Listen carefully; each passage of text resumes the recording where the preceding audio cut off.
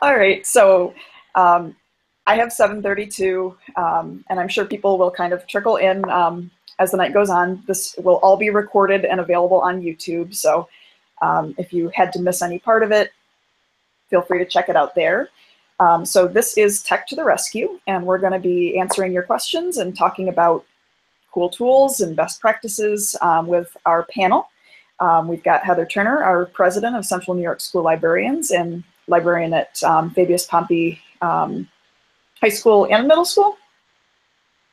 Yes. And Polly Farrington. She is the owner of PA Farrington Associates. She does all kinds of technology training and project development, and you guys are probably most familiar with her as the lady who runs Cool Tools for Schools. And we are going to have Richard Byrne on with us. He had a childcare conflict, so he'll be joining us in just a little bit as soon as he can hand off the baby. So we're going to start with some of your questions relating to Google Tools, because Heather knows everything about Google Tools, so we figured she'd have that pretty well covered. So just to kind of like kick things off, I know we've got some people joining us who are brand new to Google Apps for Education. So for someone who's brand new, just got Google Apps for Education, what would you consider like the most basic and critical functions? What would you say is important to master first? So I'm going to mute myself for your answers. I would say that one of the most important things for management of all things Google is for sure to learn Classroom, because I have found that that has been a tremendous tool in helping manage all of the different documents and all of those items. I think that someone coming from the Microsoft Office kind of world isn't going to be shocked by how docs and slides work. So I think that Classroom has been, the new school that I am in is rather at the beginning of their Google journey. So that has been exceedingly helpful to them for the management of information, because it's just that communication tool that is really needed.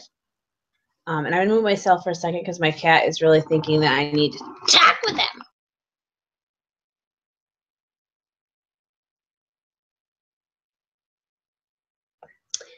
Do you have anything to add, Polly? I need to think. Oh, am I unmuted now? I guess I am. Yeah, I would think Google Classroom would be a great place to start. And it makes me crazy that as someone who isn't in a K-12 setting, I can't use Google Classroom. So someone did give me a sneak preview of it, so I was able to test it out, and I love it. So I think you're right on there with the place to start. And as you said, docs and slides and such aren't so different than Microsoft Word and what PowerPoint, that they'd have big problems with that. So what are the other popular apps that people are using that are in Google Schools? I really like Share to the Classroom, which if you don't have GoGuardian, which allows you to push websites out to the students, especially your younger students, I have found that exceedingly helpful, because it cuts down on that time of having to type in websites and those type of things. So installing that extension has been pivotal for my elementary and kind of lower middle school students. How does that work? You can also post it in, like, say, your Google Classroom, but to push it out immediately and also have the students be able to push resources back to the teacher has been really cool. So how does that actually work? So they have the extension right next to their address bar as they would, and if they click on that extension, it shows all their Google Classrooms, and they can click on their Google Classroom, and then they can push a resource, like say that's on their screen, to the teacher, and vice versa. So like I could push it out to all of my students so that they're all on the same website at the same time. if they're part of that Google Classroom. So it's just like awesome. It updates frequently. So that's another conversation with students, that when you see that, you know, triangle, it means that you need to update permissions on something. So I love it. I haven't gotten all of my new staff to see it, but we have a Google user group meeting in my school on Thursday, so it's definitely something that I'm going to share with them. Like I said, not as pivotal for your high schoolers, but still helpful. This is an really extension, Molly. It's right in the Chrome web store if you just search for Share to Classroom. That sounds really great. What you mentioned, Go Guardian. Yeah, Go Guardian is actually a filtering program that works with Chrome. It's a Chromebook, Chrome web browser filter. But what I think is most powerful about it is the ability to push things like Share to Classroom does, but be able to see what your students are doing in every single tab that they have open. It is a paid product, so it's not free. But the analytics that you can get, whereas where the student is, how much time they're spending on each browser window. I mean, for me as a librarian, I see it powerful in being able to suggest websites to the students, to send them a message without, and them sending a message to me without them feeling embarrassed because I noticed what they were doing. You know, those really shy, introverted students. I'm reminded of Deb McHugh shared with me the book Quiet, and talking about introverts. So I'm kind of hyper aware of those introverts now, whereas myself being one, you wouldn't know, but professionally, definitely extrovert. Personally, definitely an introvert. So trying to think of ways for those students that are very shy to have that ability. So go for a librarian, Go Guardian. I'm really excited. Last year, my previous district tested out Imperial, which is another filtering system, and it did not work well on the Chromebooks, so I wasn't really happy with that. But I did like the opportunity to say to a student, check out this resource that was in a computer lab, so not even near me, to help them. But they were working on a project, and the teacher was cool with that. So, I mean, for a librarian, these filtering issues, they seem so negative, but they really can have such a positive impact. So if we can focus on that positive, I think that we'd be all better off. I love that you could push things out to students that are in other classrooms and other locations. Talk about being embedded elsewhere. That's really cool. I like that. Always on hand. Yeah, I feel like we have to be like that as a librarian, because we're going to become obsolete if we don't find more ways for us to become relevant. Yeah, I feel like that's one of the ways of kind of moving up that SAMR model of not just substituting what we used to do, but expanding and transforming what we can do because of technology. You know, that's a really good example. And then you mentioned you have a Google user group at Fabius Pompey? Yeah, it's something that I started because a couple of teachers came up to me and said, you know, I just like the opportunity to be able to talk about this stuff. You know, not like in a formalized training, just, you know, a place to share. And so I created a Google Classroom for it, and we're going to try to meet at least once a month, if not twice a month, depends on what works for the teachers. But I mean, I have about 15 teachers that are coming on Thursday, and it's a very small district. So, I mean, I'm really excited, and I'm excited for it to be a true user group in that I'm not in charge. It's a conversation, and I think we learn so much better not doing that direct instruction, sharing with each other. Yes, you can. Share to Classroom does work on any platform as long as you're running Chrome. Correct, Katie. So yeah.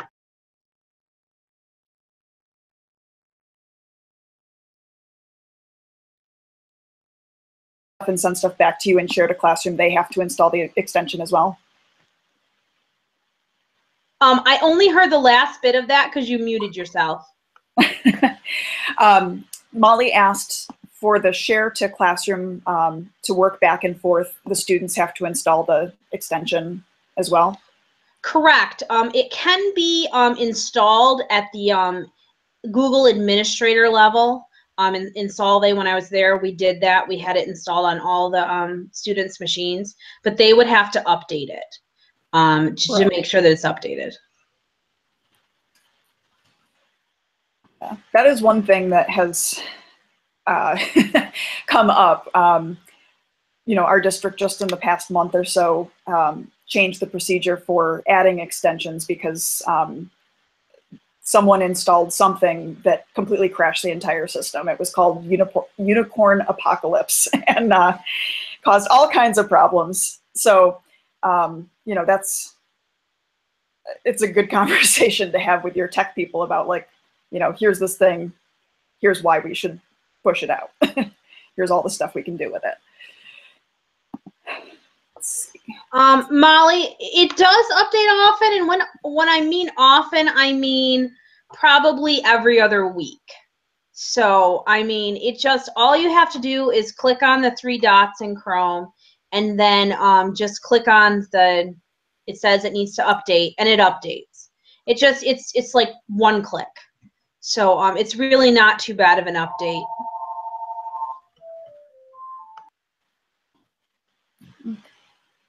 All right, so we had several questions about just managing shared documents in Google Drive. That seems to be something that's really overwhelming for people. Do you have any advice or tips for keeping track of everything? You can go right ahead, Polly. I'm not sure what what's the problem with managing them? When you have a lot of documents shared to you, they kind of come in the order that they're shared to you. They're not sifted or sorted, really. Oh, okay. So there's no way. So you have to go in and sort them yourself into folders and things like that. Is that they just sort of pour in like the mail? Yeah. I've heard problems with that. I don't know if there's any magic ways. Are there any extensions that help with that? I know some people have recommended things like making sure that they're labeled in a logical way so that when you sort them by name, they come out the right way. So maybe year and assignment, or year and classroom, and then somebody's name, so that they sort, if you sorted by name, they would sort in the right order. I know I try to name things when I name my own documents logically so I can sort them alphabetically and get them in the right order, but getting kids, I suppose, to label things properly would be a lot of work. Yeah, I think that's probably part of the question. We all probably have like 500 documents in our shared folder that are titled untitled document because the kids haven't bothered to give it a name. Yeah, well, there's the answer. Yeah, you have to make them label them somehow, which, as you said, I've got a lot of those as well. I've got an awful lot of test 1, test 2. So I don't think there's any magic answer. Google's not doing it for us. It's no different than our hard drives with unorganized documents. So no magic answer. Sorry. I would add that you can actually add all of those documents to Google folders. So they will stay in the shared with me, but you can add them to your drive. And so I think folders are extremely important. And starting that organization you know, as soon as possible. I mean, it sounds like third graders are starting to get Chromebooks. That's about the lowest level. Starting that folder process, we have the students create folders for their homework and all these different folders. So it's just a different kind of folder. So I feel like if we start them early, it will help. I mean, we used to spend time in school. I know that I did. My binder for science, it had to be in a certain order and the convention had to be the same. I mean, it seems silly, but it's kind of the same skill that we have to teach them. I mean, I admit it, there's a lot of documents that I don't have in my folders, but having changed districts, the one thing that my goal is that when I started, I have all my folders and I try to be really good about putting stuff in there. And I admit it, I use the Google search. It usually finds what I'm looking for. If we can get the students to do those naming conventions, exactly like Polly said, decide what your naming convention is going to be. And then I think that should help. Like when I'm doing Noodle Tools projects, I make sure that the first thing that's there is their last name and then their project name. So, I mean, we get into that process, and I think it's a process, you know. I mean, we need to do it as well, as well as students.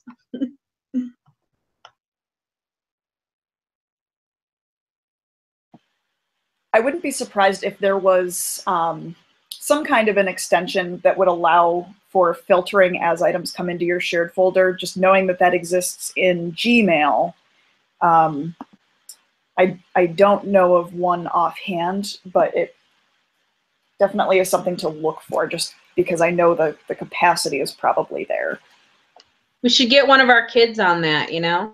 Yeah. They're creating apps. Mm-hmm. Some kid did that thing on Facebook. I mean, some college students did that thing on Facebook where it gets rid of all the, well, supposedly gets rid of all the not accurate news. Yeah, so that was great.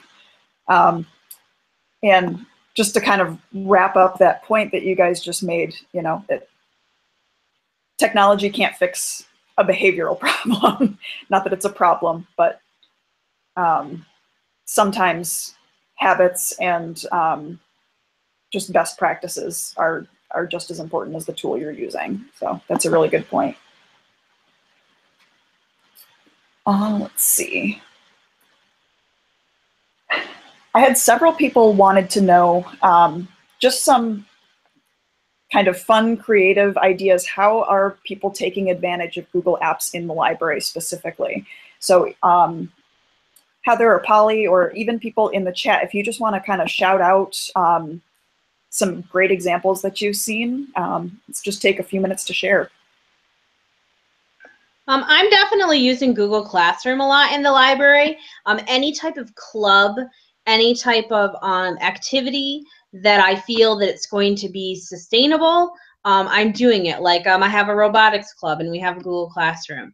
The Google user groups, I mean, I'm doing it with teachers as well as students. I am utilizing that a lot, using things like Project Ignite, which is a Google Classroom type item for Tinkercad, because Tinkercad, you have to be 13 years old in order to sign up for it.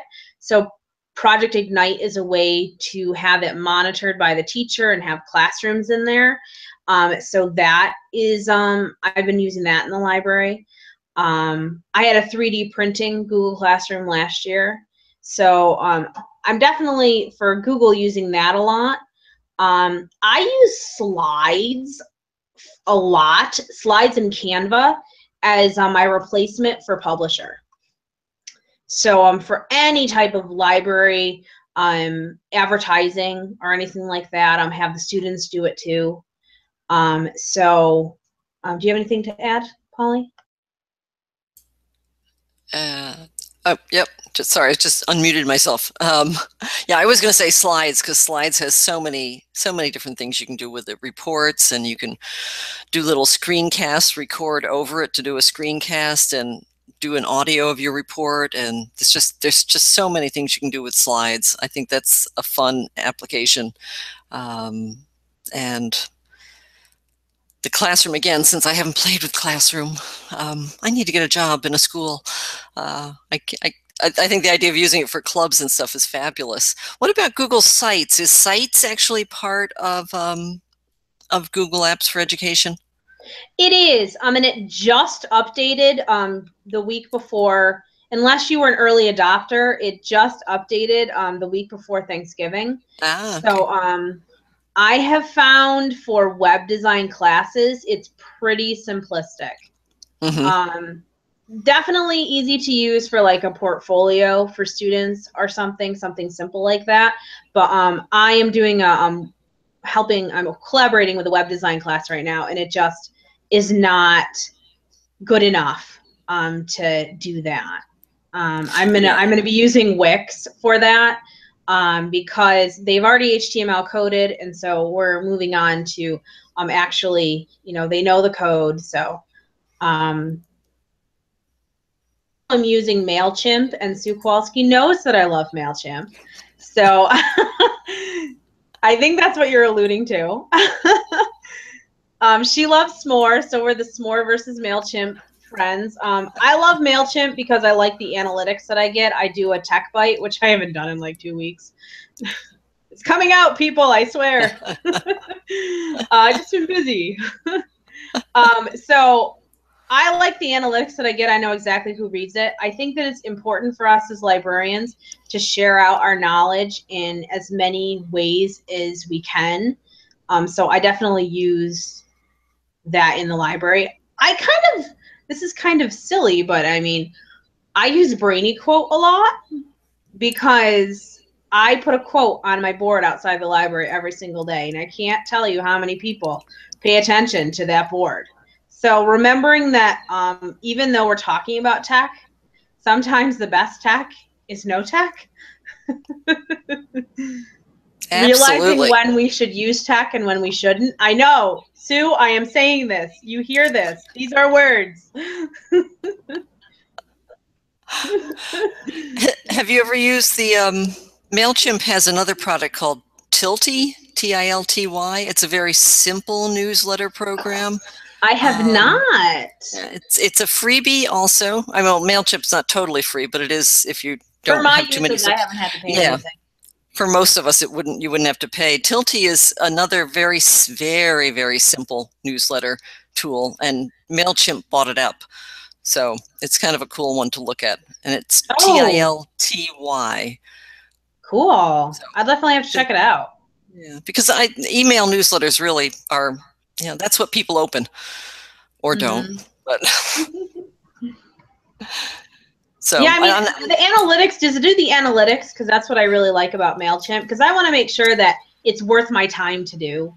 I think it does offer analytics. I looked at it recently, and I think it does offer some analytics since it is part of the MailChimp family. So, but I also like S'more. So, Sue, I like S'more also. S'more is good. S'more is good. If you get into using MailChimp, be prepared to do a little bit of testing just to make sure that it's kosher with your school's filter. When I first started doing my MailChimp newsletter, it just wasn't making it to everybody. So I ultimately, I created a mailing list that was just me, and I do a draft and send it to myself, and then I email it to the school's distribution list, which number one, keeps my mailing list up to date without me having to do anything. And then I use Sidekick, which is another extension to track my analytics as far as clicks and opens. So just kind of a MailChimp hack if it's not working quite right with your email system.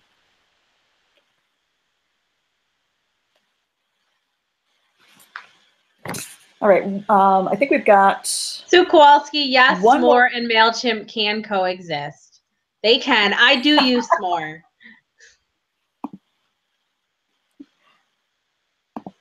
Let's see.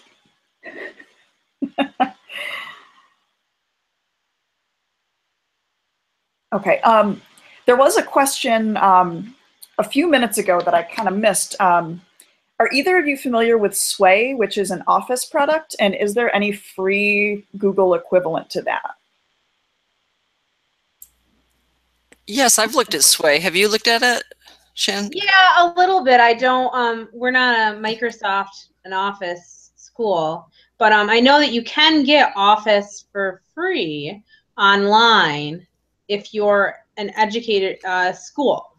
So, because because Minecraft is now part of Microsoft because they bought it, so you can get an account if your district signs up, and then the teachers can get free accounts. Mm-hmm. So I have not used Sway a lot because there's so many other free tools. Yeah, yeah.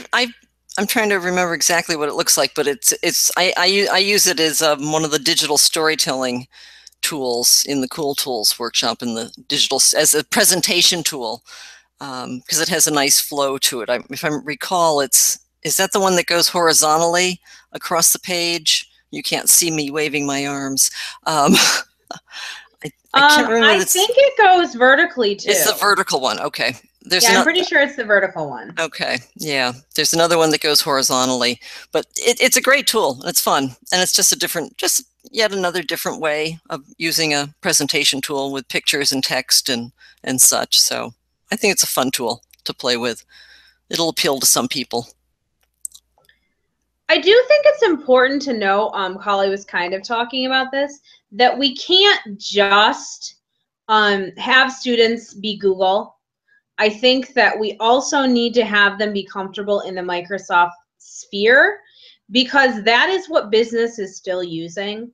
And I'm not saying that it's not going to change in the near future, but business tends to be kind of slow to change, as well as our good friends in the academic realm don't tend to change all that quickly, even though they tell us that we're not teaching them the correct things. I find kind of ironic.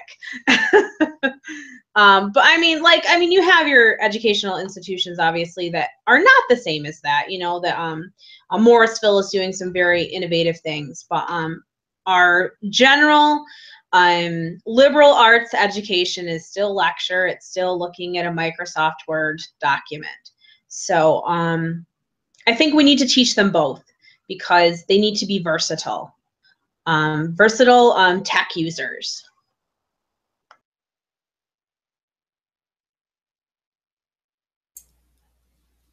Sorry, I just went away to look at Sway for a second. And also the Adobe stuff. I would say, in addition to that, the tools that Adobe puts out, the same type of argument for learning more than just Google stuff, so that when they get into college and get into the workplace, they're familiar with a variety of things. And also just the skills of being able to hop from one tool to another without having any stress, which is one of the things that I always say about the Cool Tools class, that the goal isn't for you to come out with 1 million tools in your toolbox, although that's nice, but it's mostly to have people come out of the workshop feeling comfortable saying, hey, that's a new tool, I'm going to try it out. Might be fun. I can figure it out. If I can't figure it out, then I'll go on to something else. So I think we need to instill that same confidence in our students. And in addition of that, talking about grit and having students, just because it doesn't work the first time, that we need to keep trying, because somebody created this tool, so it does something. Not all tools do everything.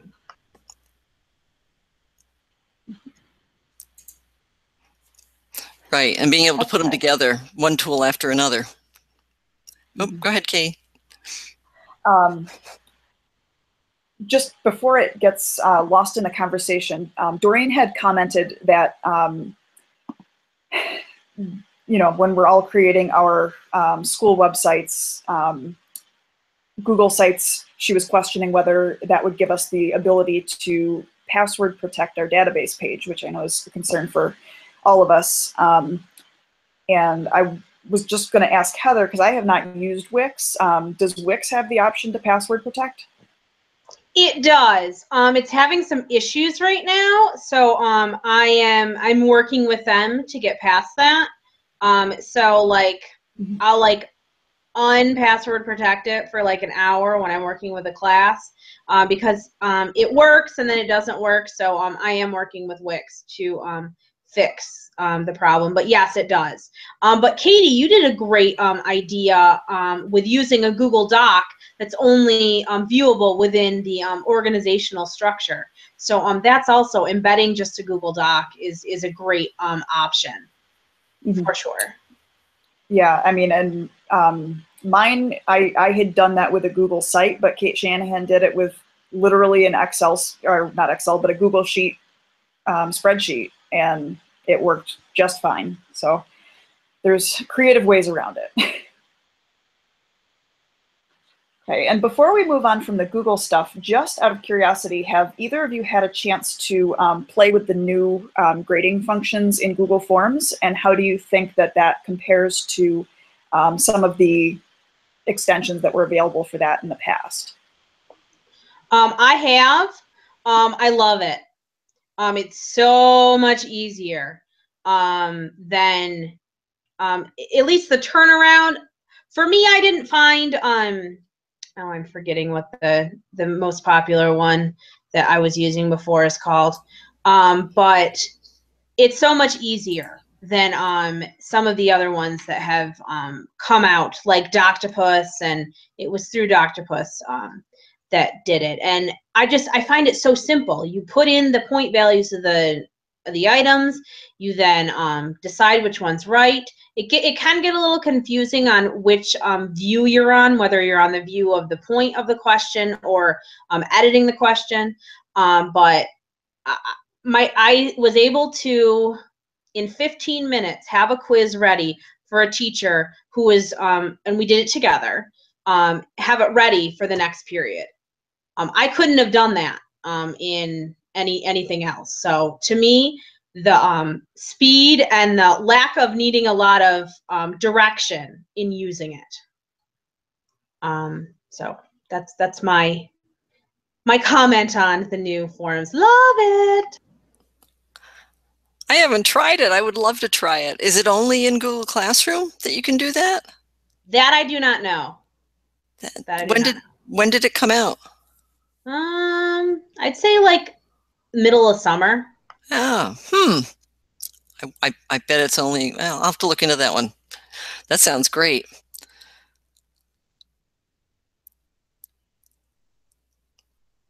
Oh, you're muted, Katie. No, you're not. My poor little brain is just done. Okay, so shifting gears a little bit, kind of what Polly said about just gaining confidence and being able to try new things, not be intimidated, feeling confident that you have the knowledge to evaluate a new tool. What are some of the kind of common mistakes or pitfalls that you see people struggling with when they're trying to adopt or choose a new technology? They're afraid to fail. I think that, I'll give a classic example of my willingness to try new things. I was gung-ho about the new EDU version of EasyBib. I was really excited about it. It was going to be free. It was going to be awesome. I did it with a health class, and the note-taking function is terrible. It is awful. There's a reason why it's free. But Flubaroo, that was it. Sorry, side note. Flubaroo, that was what I was talking about before. And quizzes is available even if you aren't a GAF school. Okay, back to what I was talking about. I lost my train of thought. Katie, tell me what I was talking about. It's gone. Unmute yourself. Good thing I was muted just then. You were talking about people being afraid to fail. Oh yeah, thank you. It was gone. I'm sorry. My brain is a sieve. It's 8:06. Yeah, I think that people need to be willing to try it out with kids, because what's the worst thing that happens? We start over the next day. I mean, I feel like teachers are so afraid that if something doesn't work, that it's over. The whole project is screwed up. And I see it as we learn that this tool does this really well. And in some cases, you can't test out a product until you do it with kids because of the function of the product. I mean, I created a project for myself in CNYSLibs, and it worked out just fine. It was wonderful. It worked just perfect. I showed the teacher. We were so excited about it. And then what happened that I had no idea, I couldn't comment on an individual note. Whereas in Noodle Tools, I can comment on a specific note. I could only have a running conversation of the student's entire project. So I was like, never use it again, but love for just making a bibliography. So I learned that I really like that for a bibliography, but I don't really like it for the entire research process. Because a lot of teachers really like CNYSLibs, and trying to tell them that they shouldn't use that anymore was not going to happen because they really like it. So, but if I show them both tools and I say, this is what I really like for Noodle Tools, and if you use Noodle Tools, you are going to have higher quality research. That's important to them. So it's just depending on who you're talking to. And I also tend to try out things with teachers that I know won't flip out. You know, you always have those teachers that you know are going to be like, it's all right, it's all good, it's all good. But that ability to not being afraid to fail, I think is what our students need to see, and also what we need to see in ourselves. The students are afraid to fail because they never see us fail. I would so agree. And I love your idea of testing things out with teachers that you know are going to go along with it, because I see that a lot in classes with adults. I've been teaching adults for over 20 years, and they're so afraid to fail. And I am too. I mean, adults, we're just not used to failing in public. So I think the more now I'm totally not afraid to fail in public now, but in the past I would have been. And that's what I see in the Cool Tools class too, is I see people who are worried about not getting it right. And even assignments this year, people are turning in saying, oh, I hope I did this right. I hope I gave you what you needed. And maybe that's just new people. They haven't quite gotten into the whole way the class works yet, but I totally agree. We need to show our students that, oh, it didn't work, let's try something else, or why don't you try this and we'll try that, and let's figure it out together. Because you can't figure out every little detail initially and write a handout with step-by-step bullet points and have everybody step through the handout, because it's going to change. You know, in the next 10 minutes, the system could change. So you've got to know how to be nimble and change quickly and test things out and do something different tomorrow, as you said. So, and there's always going to be people who, and I hope, I shouldn't say this publicly, I hope they retire soon. The people who are my age and older, no, I shouldn't be ageist, because there's some younger people too who don't want to test things out and they're afraid to fail. I think they need to get into another profession. Oh, there, I said it. Is this being recorded? It is. But I really like, Holly, that you said nimble, because I think that that's a really good term to use. I mean, I have a teacher that is my age that I came in, and they have their wonderful spiral notebook of all the how they do their citations. I mean, we're in 2016, and they did it last year. So, I mean, and Sue Kowalski did something in that she was using, I think, S'more, and she was also using Canva. And so she was actually in the class having the students decide which one they liked better. And I think that those are so authentic. And I think that that word authentic is really important for our students right now. And in fact, the web design class that I'm helping with, I suggested that we actually go out to businesses and solicit if they want their website redone or they want a website.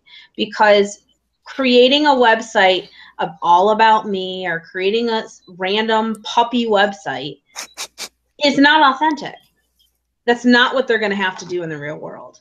So our students are living in a global world, a global market, and we have to utilize that. I mean, they can look up the answer in 25 seconds or 5 seconds or 1 second, you know, making our projects ungoogleable. And I like that you brought up global connections. That's something I was thinking about earlier that just takes it off in a slightly different direction. But I wonder if people are aware of the, I think it's the International Library Network, InterLibNet, where you can, you've heard of it, Heather? It's something you can sign up for as a librarian and be partnered with somebody else elsewhere in the world. And for 3 or 4 months, you share ideas and projects and notes and learn from each other. And I just think that's such a fabulous network. And I wish more and more people would do it, especially school librarians, because I think as school librarians, my sense is that a lot of people are kind of isolated in many places. You're the only one in your school. And I know we have good networks regionally and in the state, certainly, and around the country. But I would just love to see more people get involved in the international scene. And it's as it is with our students, it's good modeling for them, and it's just so easy to do now. So InterLibNet, I think, is the, I'll find the URL and post it. So sorry, I took that off in a different direction. That's Unmute actually yourself, perfect, because that ties right into the next question. We had some people ask, they wanted to establish a nice set of go-to websites for learning about new and emerging technology. So kind of describe your PLN. What sites do you rely on? Where do you go to learn enough about this stuff to feel comfortable jumping in with it? Twitter! I do have a Feedly, and I have a lot of blogs that I do follow as well, including Free Tech for Teachers, which I love. But Twitter hashtags like EdTech and TL Chat and EDU Chat, there's different chats. Ditch the Textbook is a really good one that's pretty active on student engagement. And I don't always do librarian ones. I just do technology ones, or just innovative tech education. So I have a whole list of them that I will give to Katie so that she can put it in the notes. But I have a lot. And I don't look at them all the time. Twitter can be kind of overwhelming. So I look at it when I can. And I have followers of, you know, it's really who you follow. I follow Polly. And I follow Richard Byrne. You know, I follow all of these people that help me be the best librarian that I can. I could not do. I mean, I'll pose a question out on Twitter, or I'll post it out on Facebook. Yo, I just painted my green screen. They just painted my green screen room. What light should I get? Nobody's answered that question yet. Still waiting. But I did ask the question. So just, I mean, the world is our resource. What an amazing time we're living in. Totally agree. Twitter is my go-to place as well. I honestly don't spend as much time there anymore, just chattering. But if I have a question, I go there, I post it, I dip in now and then and try to answer other people's questions, just to, you got to pay it back. And I also just use it as my main search resource when I'm looking for new tools. I'll go in and search under TL Chat and add in a keyword for something I'm looking for. So that's one of my first stops for any kind of resources. For filtering out some of the stuff in Twitter, just to get kind of a daily update, I've really been using Nuzzle lately. It lets you put in who you're following on Facebook and who you're following on Twitter, and it pulls out the things that have been most tweeted from those people. And there's a lot of other filters. You can filter it by friends of friends. You can pop in the lists you've made of people on Twitter. So if I really don't want to do anything with libraries, I can go and look at what all my gardening buddies are tweeting about when I need a break.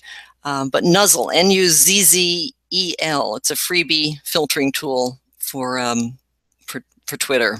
Did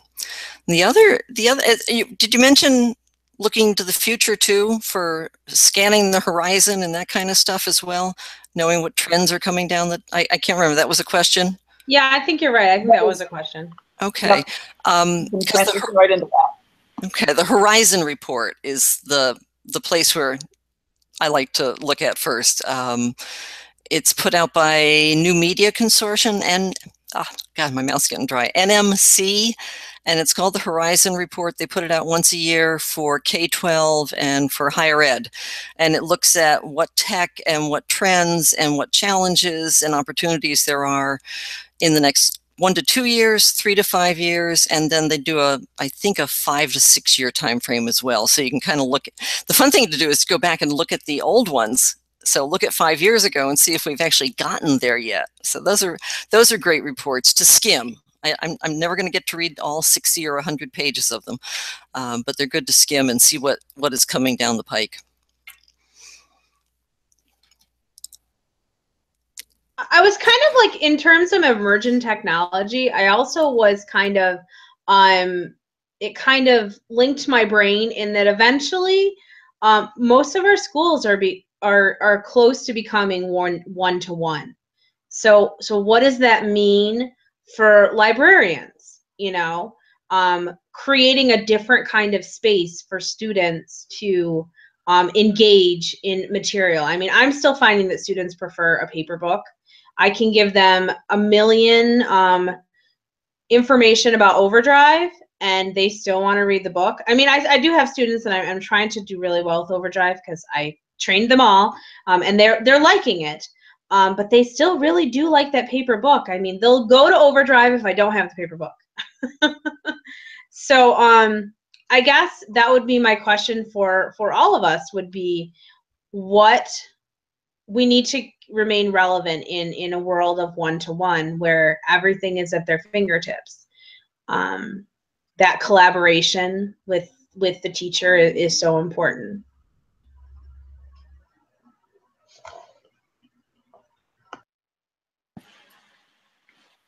I think that's a really fantastic point.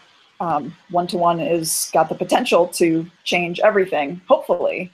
If we use all these Chromebooks that we're getting just as another form of notepad, then we've wasted a lot of money. So thinking about how we're using our spaces and, again, taking it to the higher levels of that SAMR model, not just substituting or augmenting, but actually rethinking and transforming our teaching. And obviously, our spaces have to transform too. So that's a really good point. So we have about 10 minutes left. I don't want to write him off, but I'm wondering if Richard decided that it wasn't worth joining us at this point. I have not received an update from him.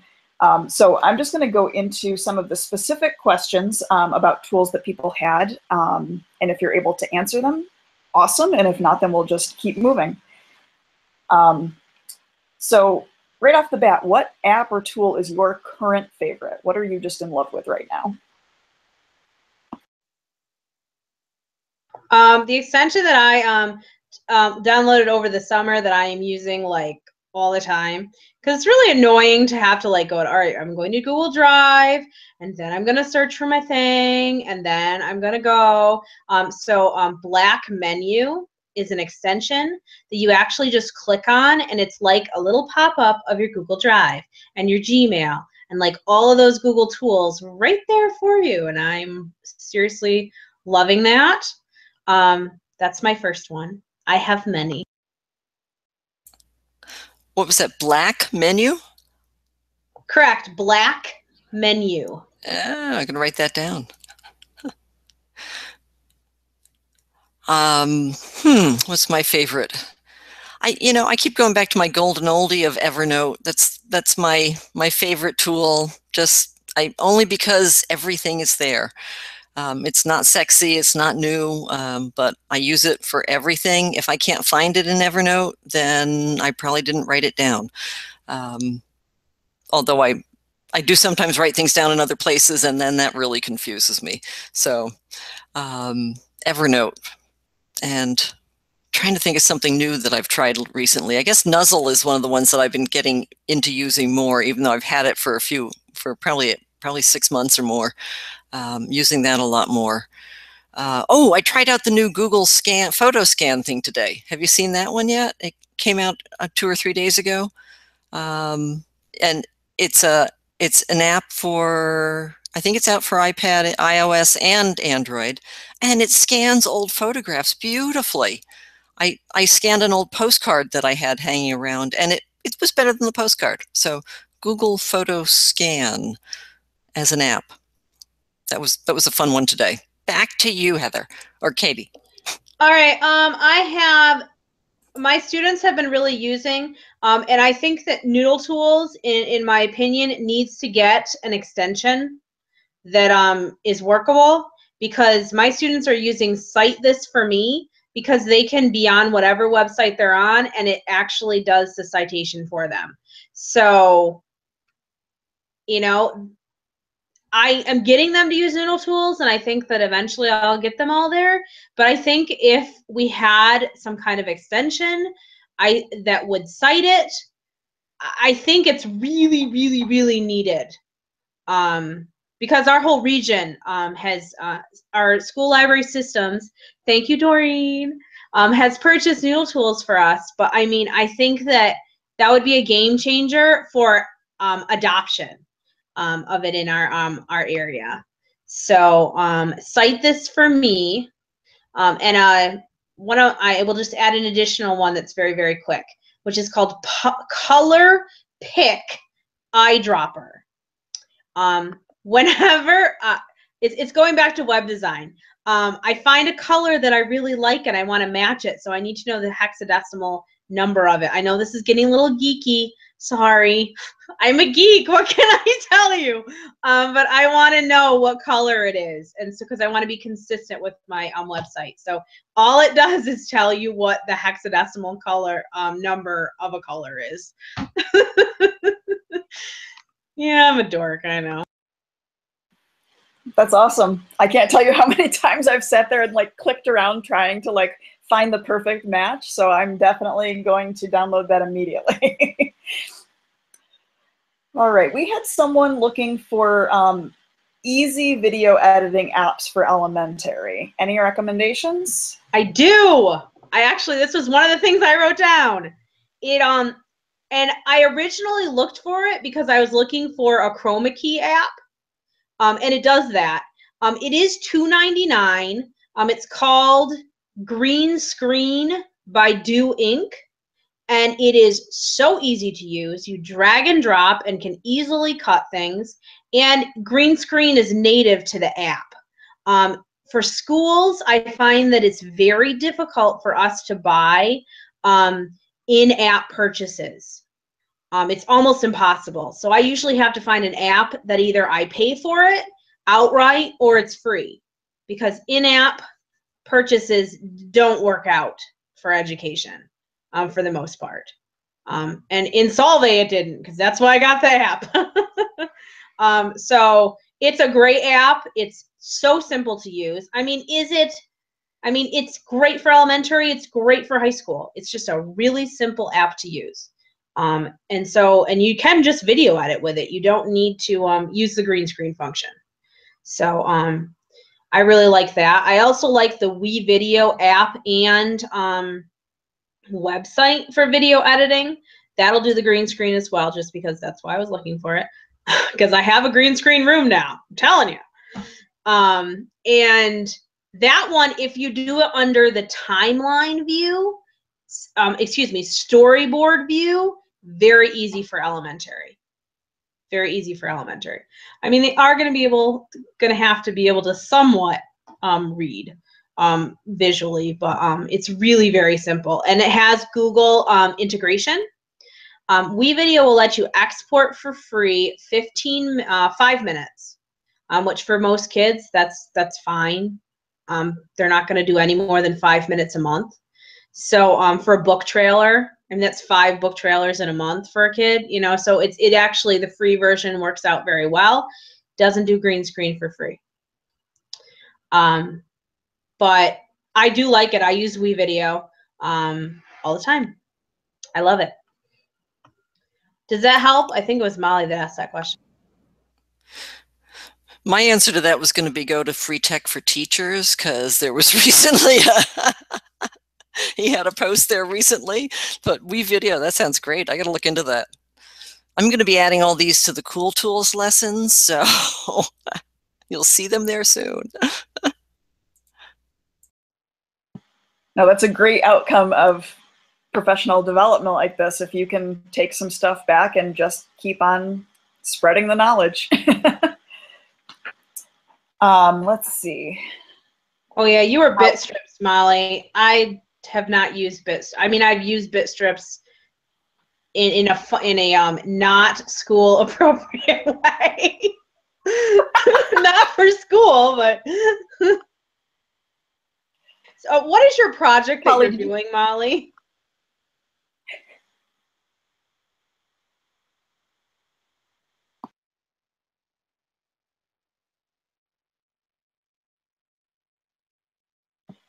What was submitted through the sign-up sheet was she's looking for something to take the place of Bitstrips, needs to be able to create an avatar with specific hair and eye colors for a genetics project.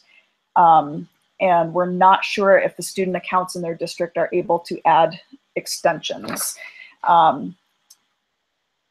So she what about thought like a maybe Vokey? I mean, you would have to talk for it, but I mean, there's a lot of different options for like hair color and like that. I don't know. Any thoughts, Polly? I was trying to remember, what's the tool? Oh, I can't remember this name. I'm thinking of the avatar thing. I guess it wouldn't, you could just create it's got an avatar, a talking avatar on top of a background that you add. You can add your own background. Or yeah, that's a Vokey. Yeah, no, it's Vokey-ish. Yeah, I can't think of the name of it. I'll have to go look at my list of tools. I'll look while you talk. You cannot print a Vokey, Molly, because it's animated. I don't know. I mean, I keep coming back to like maybe a comic strip or something like that. Even using, because you could, I don't know. I'm lost. Sorry. I want to print the image, then add other traits like tongue.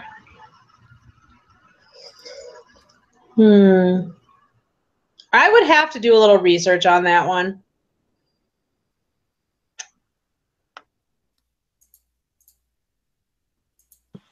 I'm on Free Tech for Teachers trying to see if I can find the post that Polly just referenced. I was thinking of Telegami. That was what I was trying to remember. Yeah. Okay. Yep. And isn't that animated too, though?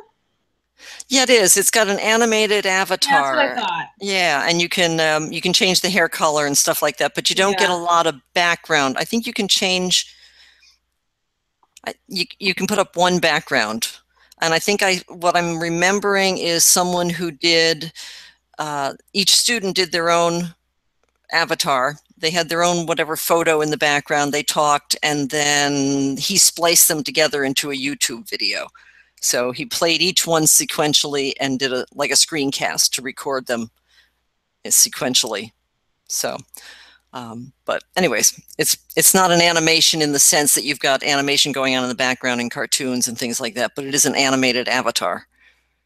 I mean, I wonder if you want to just look up something like an avatar maker, Molly, and see if there's anything that it's, younger child friendly. Because I know you're in elementary. So, I mean, I almost think that might be a way for you to go so that you can print them.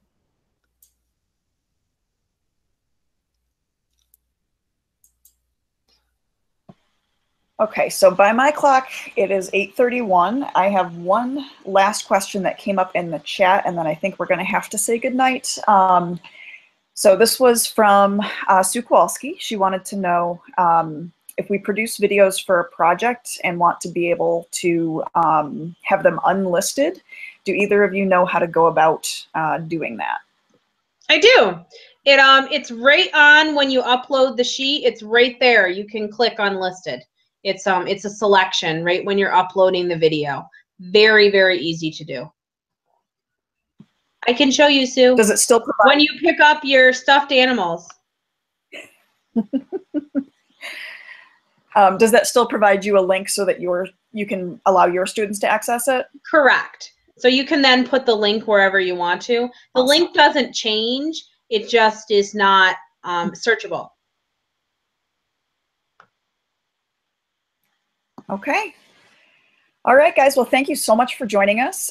Once this is all buffered, it will be available to rewatch on YouTube. So we'll post the link to that on the Facebook group.